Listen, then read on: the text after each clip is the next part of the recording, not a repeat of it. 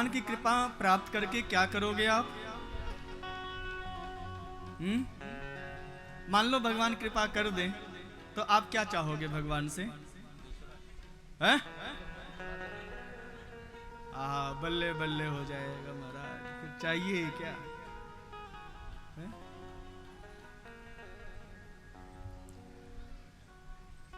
एक भक्त पर भगवान ने कृपा किया।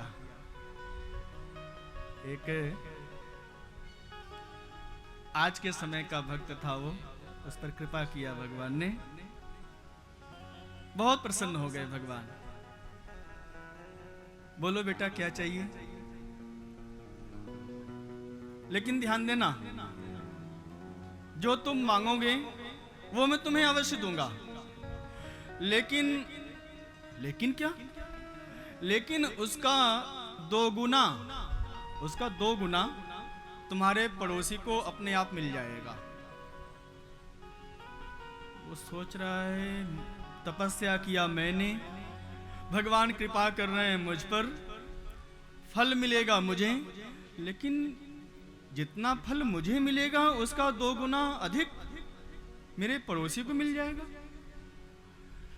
तो उसने क्या सोचा, चलो ठीक है मांगते हैं। उसने क्या सोचा, प्रभु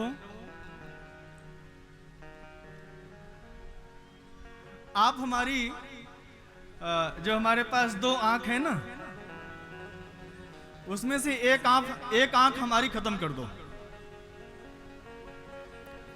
ऐसा वरदान क्यों मांगा? भगवान पूछ रहे हैं भैया ऐसा क्यों बोल रहे हो? हम बोल रहे हैं कि हम तुम्हारे ऊपर कृपा कर रहे हैं, तुम वरदान मांगो, और तुम बोल रहे हो हमारी एक आंख समाप्त कर दो। तो उस भक्त ने भगवान से क्या कहा मालूम है? श्री राधे, प्रभु आपने कहा ना जो मुझे मिलेगा उसको 2 गुना मेरे पड़ोसी को मिल जाएगा, तो हमारी एक आंख फूटेगी तो हमारे पड़ोसी की। मैंने नहीं कहा जी, ये तो उस भक्त ने कहा जो आप बता रहे हो। हाँ, उसकी दोनों आंख। अच्छा चलो कोई बात नहीं भैया, तुम एक वरदान और मांग लो, हो सकता हो पहले वरदान में तुम ऐसे ही मांग ली हो। तो उसने कहा प्रभु ठीक है, एक वरदान और देना चाहते हो तो एक काम करो, हमारे घर के दरवाजे के ठीक सामने एक कुआं हो जाए, कुआं, गहरा कुआं, एक बढ़िया कुआं हो जाए। हो गया कुआं। भगवान ने फिर पूछा कि भैया तुम अपने घर के आगे कुआं क्यों मांग रहे हो? है? मैं तुम पर इतनी कृपा कर रहा हूँ, हम बोल रहे हो कि एक आंख हमारी खत्म कर दो, एक कुआं हमारे घर के दरवाजे के सामने कर दो।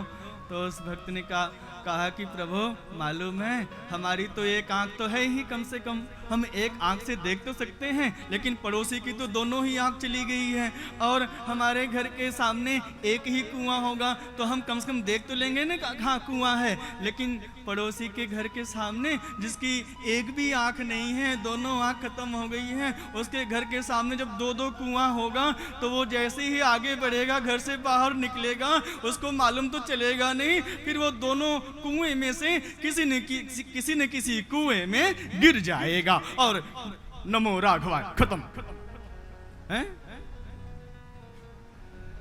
कहीं ऐसी कृपा मत मांग लेना भगवान से। हैं?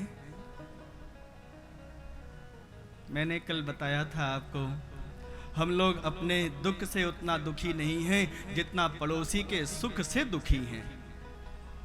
हमारे पास तो 2 पहिया वाली गाड़ी है, हमारे पड़ोसी के पास 4 पहिए वाली गाड़ी है। हमारे पास तो 4 पहिए वाली गाड़ी है लेकिन वो बहुत सस्ती गाड़ी है, हमारे पड़ोसी के पास तो बहुत महंगी गाड़ी है, 50 लाख रुपए की, हमारे पास तो 5 लाख रुपए वाली गाड़ी। ध्यान देना प्यारे, भागवत यात्रा में आप चल रहे हो, आगे बढ़ रहे हो, सबसे पहले अपने मन से द्वेष हटा दो। संसार के प्रति राग और द्वेष समाप्त कर दो प्यारे, बिल्कुल। ईर्ष्या, द्वेष, ये मुझे मेरे पतन की ओर आगे ले जाती है। यदि हमारे मन में राग द्वेष है तो समझ लेना कि हमारा पतन अवश्य होना है। दुर्योधन के मन में क्या था? पांडवों के प्रति द्वेष, बाल्यावस्था से। इसीलिए परिणाम क्या हुआ? उस द्वेष का परिणाम क्या हुआ प्यारे? कि महाभारत का युद्ध हुआ, सारी कौरव सेना समाप्त हो गई। इसलिए संसार के प्रति कभी भी द्वेष मत रखना। हम भगवान के भक्त हैं और भगवान के भक्त का एक ही लक्षण है प्यारे, वो किसी से द्वेष नहीं करता। वो क्या करता है? वो तो सबको प्रणाम करता है, सबको प्रणाम करता है। श्री राधे।